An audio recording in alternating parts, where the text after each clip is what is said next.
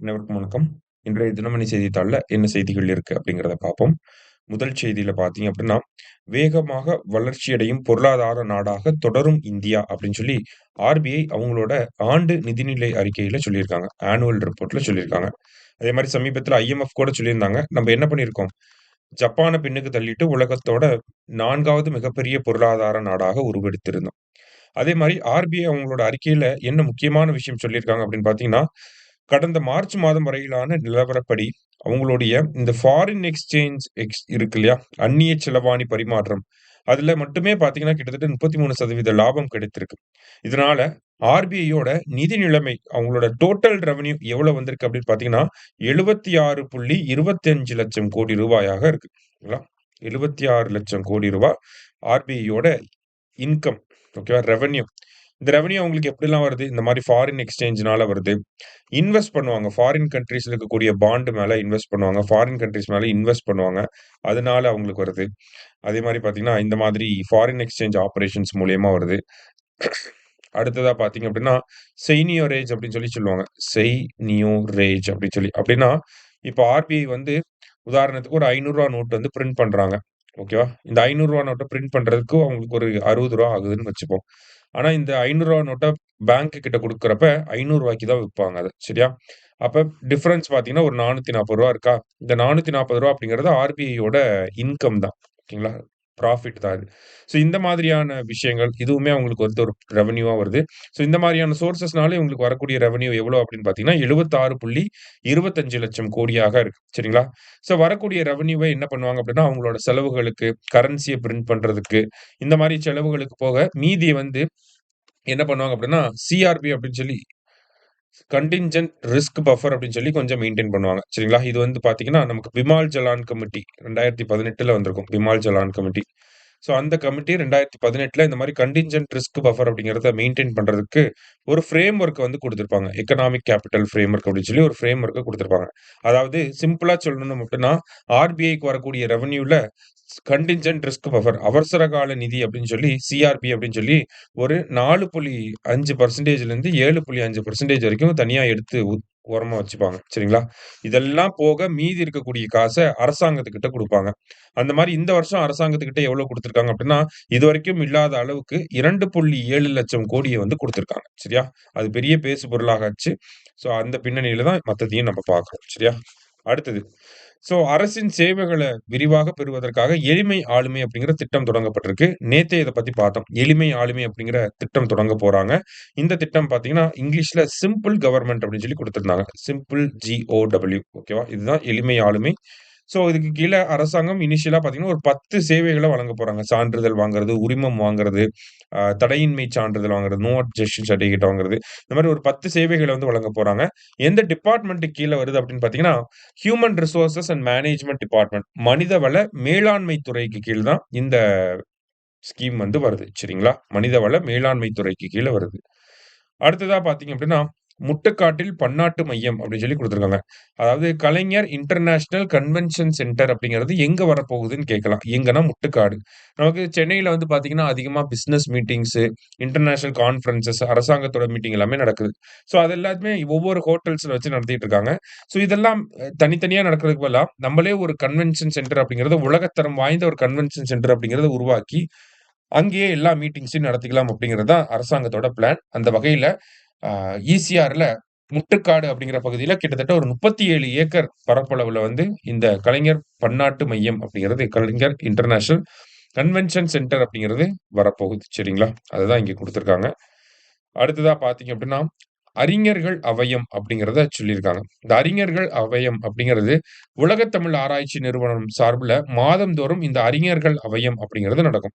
இதுல தமிழ் மொழியை எப்படிலாம் நம்ம முன்னேற்றலாம், அதற்காக என்ன மாதிரியான திட்டங்கள கொண்டு வரலாம் அப்படின்னு சொல்லி வல்லுனர்கள் எல்லாமே வந்து டிஸ்கஸ் பண்ணுவாங்க. அதுதான் இந்த அறிஞர்கள் அவையம் அப்படிங்கிறது. இதற்கு முன்னாடி பார்த்தீங்கன்னா, முன்னாடி கலைஞர் அவர்கள் முதலமைச்சராக இருந்தப்ப, அ ஐம்பெருங்குழு, எண்பேராயம் இந்த மாதிரியான குழுக்கள்லாம் வந்து தமிழ் வளர்ச்சிக்காக இருந்துச்சு. ஸோ அதே மாரி பார்த்தீங்கன்னா, இப்போ அறிஞர்கள் அவையம் அப்படிங்கிற இந்த குழு வந்து இருக்க போது. உலகத் தமிழ் ஆராய்ச்சி நிறுவனம் சார்பாக இது மாதம்தோறும் நடக்கும் அப்படிங்கிறத சொல்லியிருக்காங்க. சரியா? அடுத்ததா பார்த்தீங்க அப்படின்னா, நமக்கு இன்றைய திருக்குறள் அடுத்தது. ஸோ திருக்குறள் என்ன சொல்லியிருக்காங்க அப்படின்னு பார்த்தீங்கன்னா, முடிவும் இடையூறும் முற்றியாங்கு எய்தும் படுபயனும் பார்த்து செயல் அப்படின்னு சொல்லி குடுத்திருக்காங்க. செயலை முடிக்கும் வகையும், வரக்கூடிய இடையூறும், முடிந்தபோது கிடைக்கும் பெரும்பயனும் ஆகியவற்றை ஆராய்ந்து செய்ய வேண்டும் அப்படின்னு சொல்லியிருக்காங்க. ஸோ, ஒரு செயல் நம்மகிட்ட ஒரு வேலைய குடுக்குறாங்க அப்படின்னா, அத எப்படி முடிக்க போறோம்? என்ன மாதிரியான ப்ராப்ளம்ஸ் வரும்? அத முடிச்சுட்டோம் அப்படின்னா, என்ன பெனிஃபிட்ஸ்லாம் இருக்கு? அப்படிங்கிறத நல்லா யோசிச்சு அனலைஸ் பண்ணி தான் ஒரு வேலைய செய்யணும் அப்படின்னு சொல்லியிருக்காங்க. திருக்குறள் எண் 676 அதிகாரம் வினை செயல் வகை. சரியா? அடுத்ததா பார்த்தீங்க அப்படின்னா, தமிழகத்துல மாநில நிதி ஆணையம் அப்படிங்கிறது உருவாக்கப்பட்டிருக்கு. சரிங்களா? 7வது மாநில நிதி ஆணையம். யார் தலைமையில அப்படின்னு பார்த்தீங்கன்னா, அ கே. அலாவுதீன் அப்படிங்கிற ஒரு தலைமையில உருவாக்கப்பட்டிருக்கு. இவங்களுடைய ரிப்போர்ட்ட வந்து பார்த்தீங்கன்னா, ஆகஸ்ட் 31, 2026ல சப்மிட் பண்ணுவாங்க. இந்த ரிப்போர்ட்டோட வொர்க்கிங் பீரியட் அப்படிங்கிறது 2027லேருந்து 32 வரைக்கும் இருக்க போது. ஒரு தேசிய அளவுல நிதி ஆணையம் பத்தி தெரியும். மத்திய, மாநில அரசாங்கங்களுக்கு இருக்கக்கூடிய வரி பகிர்வ பத்தி அதிகமான அ பரிந்துரைகள வந்து வழங்குவாங்க. அப்ப மாநில நிதி ஆணையம் என்ன பண்ணுவாங்க அப்படின்னு கேட்கிறப்ப, மாநில நிதி ஆணையம் என்ன பண்ணுவாங்கன்னா, மாநிலத்தோடைய வருவாயிலிருந்து உள்ளாட்சி அமைப்புகளுக்கு, நகர்ப்புற மற்றும் கிராமப்புற உள்ளாட்சி அமைப்புகளுக்கு எவ்வளவு நிதிய வழங்கப் போறோம், அந்த மாதிரியான ஒரு பரிந்துரைகள வழங்கக்கூடிய ஆணையமாக இந்த மாநில நிதி ஆணையம் அப்படிங்கிறவங்க இருப்பாங்க. சரியா? ஸோ, இது 7வது மாநில நிதி ஆணையம் அப்படிங்கிறத நம்ம பார்த்திருக்கோம். இப்ப இதுக்கு முன்னாடி 6 மாநில நிதி ஆணையங்கள் இருக்கு. ஒவ்வொன்னும் எப்பப்போ வந்திருக்கும் அப்படிங்கிறத நான் சொல்றேன். நோட் பண்ணி வச்சுக்கோங்க. முதல் மாநில நிதி ஆணையம் அப்படிங்கிறது ஆறுமுகம் அவர்கள் தலைமையில 1994ஆம் ஆண்டு உருவாக்கப்பட்டிருக்கும். 2வது மாநில நிதி ஆணையம் அப்படிங்கிறது சுகவனேஸ்வர் அப்படிங்கிற ஒரு தலைமையில 2000ஆம் ஆண்டு உருவாக்கப்பட்டிருக்கும். 3வது மாநில நிதி ஆணையம் அப்படிங்கிறது கௌரி சங்கர் அவர்கள் தலைமையில 2004ஆம் ஆண்டு உருவாக்கப்பட்டிருக்கும்.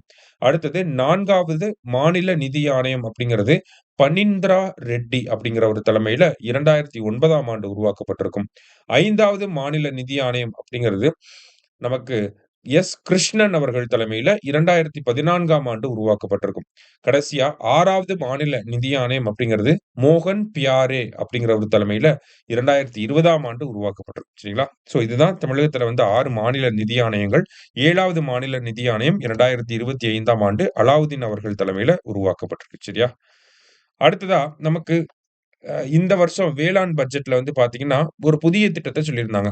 உழவர்களை தேடி அ அக்ரிகல்ச்சர் டிபார்ட்மெண்ட்ல இருக்கக்கூடிய பிளாக் லெவல் ஆஃபீசர்ஸ் எல்லாருமே அ உழவர்கள நேரில் சந்திச்சு அத இன்டராக்ட் பண்ற மாதிரியான ஒரு திட்டத்த கொண்டு வரப்போறோம் அப்படின்னு சொல்லி, ஸோ அந்த திட்டம் நேத்து தொடங்கி வைக்கப்பட்டிருக்கு. என்ன அப்படின்னு பார்த்தீங்கன்னா, திட்டத்தோட பேர் என்ன அப்படின்னா, உழவரை தேடி வேளாண் மற்றும் உழவர் நலத்துறை அப்படின்னு சொல்லி இந்த திட்டத்த கொண்டு வந்திருக்காங்க. உழவரை தேடி வேளாண்மை உழவர் நலத்துறை அப்படிங்கிற இந்த திட்டம். ஸோ இந்த திட்டத்துக்கு கீழ என்ன பண்றாங்க அப்படிங்கிறத நம்ம தெரிஞ்சுப்போம். இந்த திட்டம் வந்து முதல்ல எங்க தொடங்கி வச்சிருக்காங்க அப்படின்னா, நம்ம முதலமைச்சர் இந்த ஸ்கீம இனாகரேட் பண்ணியிருக்காரு. திட்டம் எங்க நடைமுறையில இருக்கு, முதல்ல எங்க வந்திருக்கு அப்படின்னு பார்த்தீங்கன்னா, திருவாரூர் மாவட்டத்துல. ஓகேங்களா? திருவாரூர் மாவட்டத்துல தான் முதல்ல இந்த திட்டம் நடைமுறைக்கு வந்திருக்கு. சரியா? முதலமைச்சர் தலைமைச் செயலகத்திலிருந்து ஓப்பன் பண்ணியிருப்பாரு. ஆனா, எங்கன்னா திருவாரூர்ல தான் இந்த திட்டம் முதல்ல வந்திருக்கு. ஸோ திருவாரூர்ங்கிறத ஞாபகம் வச்சுக்கிட்டா போதும். சரியா? அடுத்தது இந்த திட்டம் பார்த்தீங்கன்னா, 17,116 கிராமங்கள்ல வந்து செயல்படுத்த போறோம் அப்படிங்கிறத சொல்லியிருக்காங்க. 17, 16 நடுவுல 1 சரியா? ஸோ 17,116 கிராமங்கள்ல இந்த திட்டம் செயல்பாட்டுல இருக்க போகுது. சரியா? இந்த திட்டத்துக்கு கீழ என்ன பண்றாங்கன்னா, சிம்பிளா ஒண்ணும் இல்ல. சரிங்களா? நமக்கு வட்டார அளவுல ஓகேங்களா? வட்டார அளவுல பிளாக் லெவல்ல பார்த்தீங்கன்னா, அ 15 நாளைக்கு ஒரு தடவ பிளாக் லெவல்ல ஒரு பிளாக்குக்கு 2 வில்லேஜ் வந்து எடுத்துப்பாங்க. சரிங்களா? 2 வில்லேஜ் எடுத்துப்பாங்க. ஓகேவா? 15 நாளைக்கு ஒரு தடவ ஃபர்ஸ்ட் பிளாக் லெவல்ல 2 வில்லேஜ் எடுத்து அதிகாரிகள் போய் இன்டராக்ட் பண்ணுவாங்க. அடுத்தது இன்னொரு 15 நாள் கழிச்சு ஓகேங்களா? மறுபடியும் அதே பிளாக் லெவல்ல வேற 2 வில்லேஜ வந்து எடுத்துப்பாங்க. சரிங்களா? போய் அதிகாரிகள் போய் இன்டராக்ட் பண்ணிட்டு வருவாங்க. அப்படி பார்க்கிறப்ப ஒரு மாசத்துக்கு 30 நாள் கரெக்ட்டா? 30 நாள்ல பிளாக் லெவல்ல பார்த்தீங்கன்னா, 30 நாள்ல 4 கிராமங்கள வந்து அதிகாரிகள் கவர் பண்ணியிருப்பாங்க. சரிங்களா? எல்லாமே ஃபீல்டு விசிட் தான். மக்கள் கிட்ட நேரடியா போய் அரசாங்கத்தினுடைய திட்டங்கள் என்னலாம் இருக்கு? வேளாண்மை விரிவாக்க சர் சர் ஐ மீன் அந்த சேவைகள் என்னலாம் இருக்கு? அக்ரிகல்ச்சர் எக்ஸ்டென்ஷன் சர்வீசஸ் அப்டின்னு சொல்லுவாங்க. ஸோ அதெல்லாம் என்ன இருக்கு? அப்படிங்கிறத மக்களுக்கு புரிய வச்சு, விவசாயிகள் மத்தியில என்ன மாதிரியான கோரிக்கைகள் இருக்கு? அரசாங்கத்துக்கிட்ட இருந்து விவசாயிகள் என்னெல்லாம் எதிர்பார்க்குறாங்க? இதெல்லாம் ஃபீட்பேக்கா எடுத்துட்டு வர்றது தான் இவங்களுடைய வேலை. பிளாக் லெவல் ஆஃபீஷியல்ஸ் வந்து ஒரு பிளாக்குக்கு 2 வில்லேஜ் 15 நாளைக்கு ஒரு தடவ 2 வில்லேஜ் போய் பார்க்கணும். அதுதான் கணக்கு. அப்ப ஒரு மாசத்துக்கு 4 வில்லேஜ போய் பார்த்துட்டு வந்துருவாங்க. சரியா? அதுதான் உழவரை தேடி வேளாண்மை உழவர் நலத்துறை அப்படிங்கிற இந்த திட்டம். சரியா? ரொம்ப ரொம்ப முக்கியமான ஒரு திட்டம். அடுத்ததா பார்த்தீங்க அப்படின்னா, சூரிய சக்தி மூலம் முழு மின் தேவையை பூர்த்தி செய்யும் முதல் மாவட்டம் டையூ. ஸோ கம்ப்ளீட்டா அவங்களோட எனர்ஜி டிமாண்ட வந்து சோலார் எனர்ஜி மூலியமாவே யூஸ் பண்ணிக்கக்கூடிய ஒரு மாவட்டம் யாரு அப்படின்னு பார்த்தீங்கன்னா, தாத்ரா மற்றும் நகர் ஹாவேலில இருக்கக்கூடிய டையூ அப்படிங்கிற இந்த மாவட்டம் தான். சரிங்களா? ஸோ இந்த ஒரு விஷயத்த ஞாபகம் வச்சுக்கோங்க. டையூல வந்து full and full solar energy மட்டும் தான் யூஸ் பண்றாங்க அப்படின்னு சொல்லி அவங்களோட மாவட்டத்தோட மொத்த மின் தேவையுமே சோலார் எனர்ஜிலேயே யூஸ் பண்ணிக்கிறாங்க. சரியா? கடைசியா பார்த்தீங்க அப்படின்னா, சைனா வந்து டியான்வென் அப்படிங்கிற ஒரு ராக்கெட்ட வந்து அனுப்புறாங்க. சரிங்களா? டியான்வென் அப்படிங்கிற ஒரு ராக்கெட். ஓகேவா? ஸோ இந்த டியான்வென் 2 அப்படிங்கிறது நமக்கு 2016 HO3 அப்படிங்கிற இந்த ஆஸ்ட்ராய்ட்ல போய் ஓகேங்களா? ஆஸ்ட்ராய்டு அப்படின்னா நமக்கு விண்கல். இந்த விண்கலத்தில போய் லேண்ட் ஆயி சாம்பிள்ஸ கலெக்ட் பண்ணிட்டு, திரும்பி எர்த்துக்கே வர்றதுக்காக தான் இந்த ஒரு டியான்வென் அப்படிங்கிற இந்த ஒரு ராக்கெட்ட வந்து அனுப்பியிருக்காங்க. ஜஸ்ட் யார் இந்த ராக்கெட் லான்ச் பண்ணாங்க, எங்க போயிட்டு வரப்போகுது அப்படிங்கிறத மட்டும் தெரிஞ்சுக்கோங்க. சரியா? ஸோ இன்னைக்கு நியூஸ் பேப்பர்லேருந்து முக்கியமான விஷயங்கள பார்த்திருக்கோம். நன்றி. சுரேஷ் IAS அகாடமி வெற்றியின் முகவரி.